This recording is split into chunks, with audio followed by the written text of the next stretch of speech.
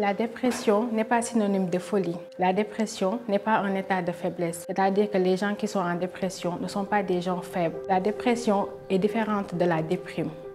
La dépression est l'une des expériences de la vie les plus douloureuses au monde. Quand on a été une fois atteint de dépression, on a des chances de replonger un jour. La dépression n'est pas le résultat normal de facteurs de stress. C'est-à-dire qu'on ne tombe pas en dépression forcément quand on perd son boulot ou qu'on sort d'un divorce, etc. La dépression est plus profonde que tout ça. C'est un vrai problème de santé mentale. C'est une maladie.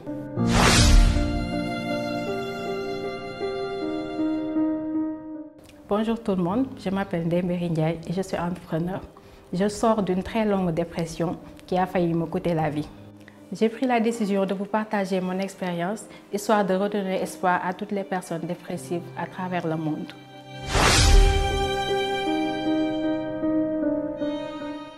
La dépression est un état de souffrance permanent, une tristesse profonde qui va tellement te secouer que tu vas avoir des idées suicidaires, jusqu'à même passer à l'acte dans certains cas.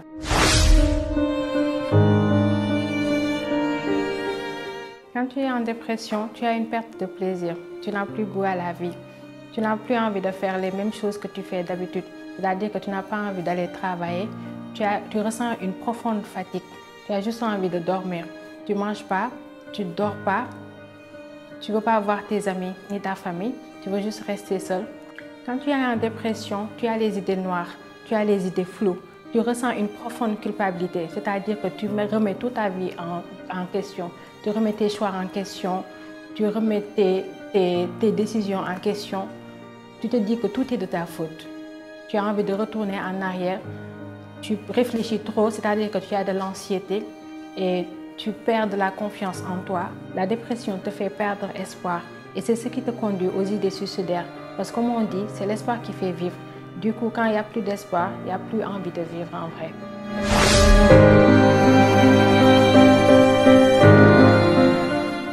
J'ai eu à vivre 3 dépressions au courant de ma vie. Ma première dépression, je l'ai vécue en France. C'était en mars 2023. Je pense que si ce n'était pas la France, je n'aurais jamais su ce qui était vraiment la dépression. Et même quand ça m'est arrivé, je ne savais pas que c'était ça. Je pensais plus à des histoires mystiques, puisqu'on est en Afrique. J'avais les idées noires, je commençais à culpabiliser. Je commençais à avoir beaucoup de regrets par rapport à mes choix de vie. Et surtout d'être venue en France, laissant derrière mes 2 garçons. C'était la première fois que je me séparais de mes garçons et c'était pas facile. Du coup, je commençais à être tout le temps triste, je pleurais tout le temps. J'avais plus envie de sortir, d'aller faire mes cours, de voir des amis, etc. Tout le temps, je restais dans ma chambre H24. Je pleurais, je dormais pas, je mangeais pas, je prenais pas de bain. Je pouvais rester jusqu'à 11 jours sans même prendre de bain. J'ai resté seulement sous ma couette en train de penser à mes enfants. Et dès que je sortais et que je voyais des parents avec leurs petits garçons ou petites filles, bon, j'étais là en train de pleurer. Et ça a continué comme ça jusqu'au jour où je suis revenue au Sénégal, voir mes enfants et me rendre compte qu'ils allaient très bien et qu'ils ne m'avaient pas oublié. Mais ce n'était pas la fin de ma dépression. Après, il m'a fallu juste 4 mois pour ressombrer dans une autre dépression qui a été plus sévère en septembre 2023. Il s'est produit des événements dont je n'ai pas forcément envie de parler, mais entre autres, c'était harcèlement, trahison, coups bas, etc. En temps normal, ça ne m'aurait pas affecté. Mais je sortais d'une dépression et je n'étais pas guérie.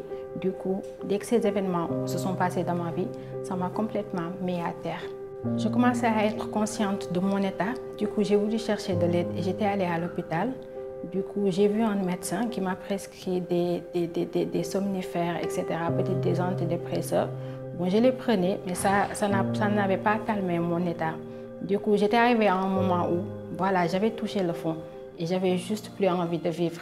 Du coup, j'ai pris les médicaments qu'on m'avait prescrits à l'hôpital et j'ai tout pris d'un coup. Donc, c'était vers les 73 médocs, etc. Et j'ai tout bu.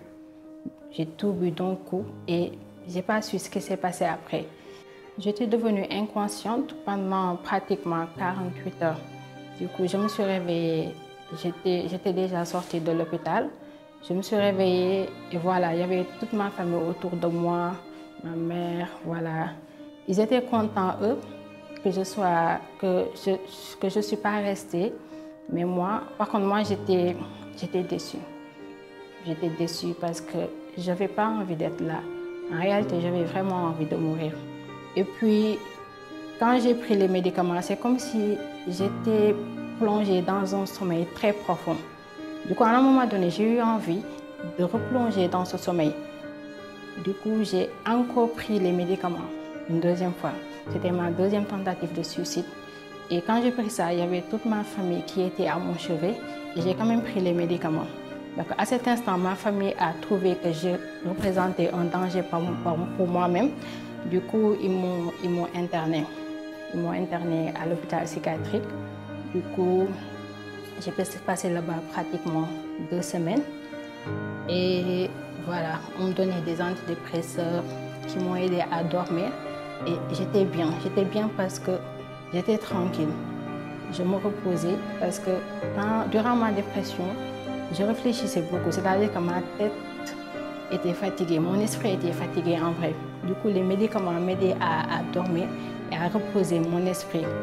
En plus, je me sentais comme si je m'étais évadée du monde, de l'extérieur, puisque c'était à l'hôpital.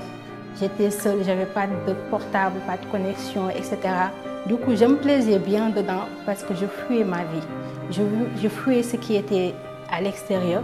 Du coup, moi, je m'aimais bien à l'hôpital, à tel point que j'avais même plus envie de sortir.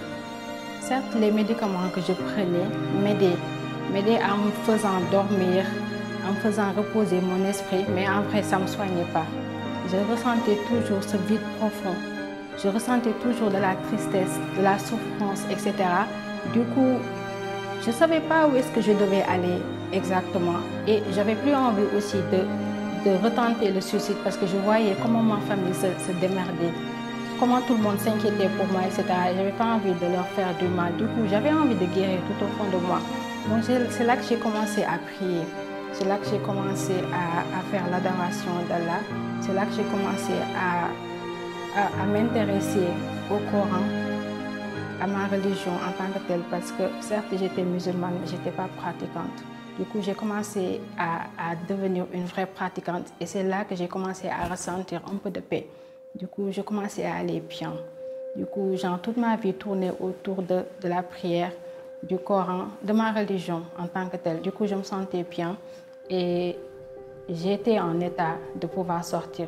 Donc, je suis sortie en décembre 2023. Quand je suis sortie, je devais me reconnecter au monde.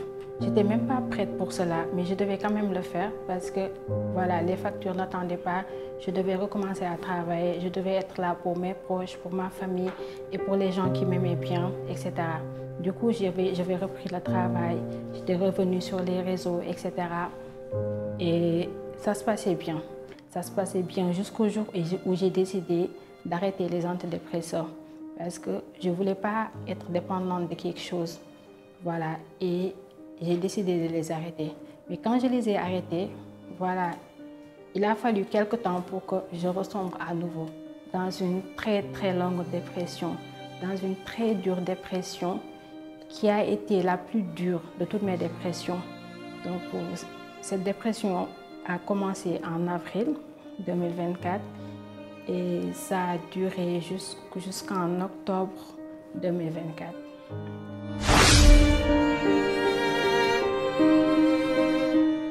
Ce qui m'a aidé à sortir de ma dépression, c'est que j'ai d'abord accepté que j'étais en dépression. J'ai accepté que j'étais malade, j'ai accepté que j'avais besoin d'aide, j'ai accepté que je devais prendre du recul par rapport à moi, à ma vie, à beaucoup de choses. Du coup, j'avais décidé de prendre une pause, une très longue pause. Une pause par rapport à ma carrière professionnelle, par rapport à ma vie personnelle, par rapport à beaucoup de choses. C'est comme ça que j'ai arrêté de travailler. Ce n'était pas du tout évident parce qu'en tant qu'entrepreneur, quand tu ne travailles pas, forcément tu n'as pas d'argent.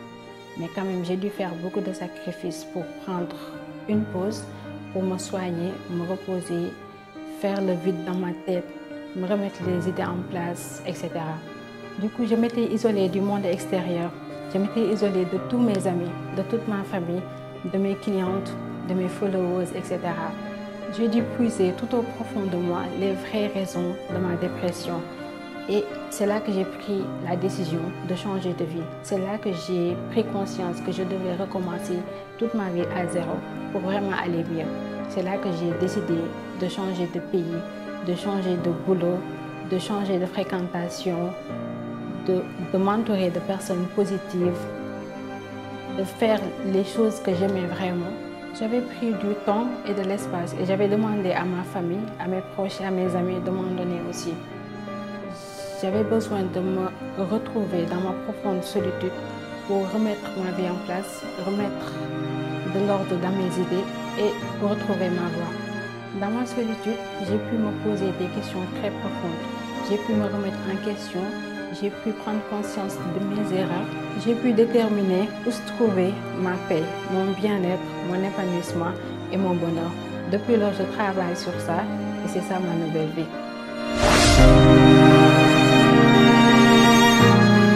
On aurait moins de personnes dépressives si on privilégiait les valeurs telles que la bienveillance, la patience, la tolérance, l'ouverture d'esprit. Quand je parle d'ouverture d'esprit, je parle forcément d'accepter la différence, d'accepter les choix des autres, d'accepter qu'une autre personne n'a pas les mêmes convictions que toi, n'a pas les mêmes ambitions que toi, n'a pas les mêmes envies que toi.